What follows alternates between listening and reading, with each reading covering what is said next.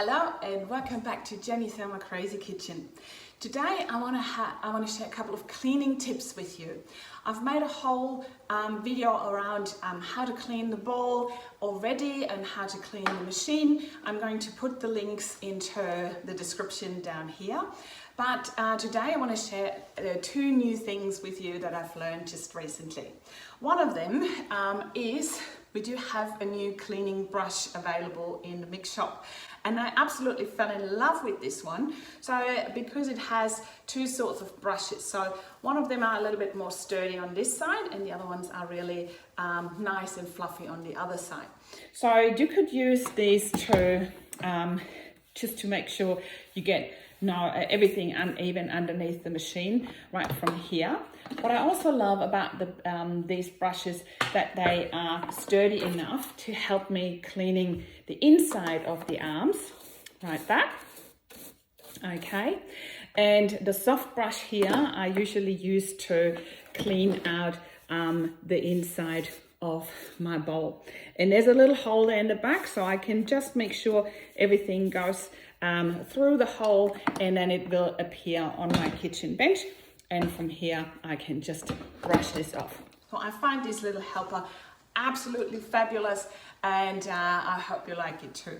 Another hot tip: if you are milling spices or your sugars or some flours, then instead of the spatula scraping it out, I use a brush to get my dust and my milling ingredients out. So you could also use this little brush to do that. This way it's just easier. And my second hot tip, I've made a post about this recently, but maybe you haven't seen it. I came across a tip when I did a setup the other day for the self-cleaning function or the pre-clean function in here. And when you go into the information settings here, you can read on what to put into the bowl. So here it says a liter of water, and then either add a squirt of your dishwashing liquid to it, pointing behind me because it's standing right there. But when I did a setup the other day in German, I saw that in the actual text description, they also said, especially for the browning function, to use a teaspoon of dishwashing powder. So I know most of us are using the dishwashing tablets. That also works, but it's a little bit overload. So you could use half a tablet or even a quarter if you get it that small.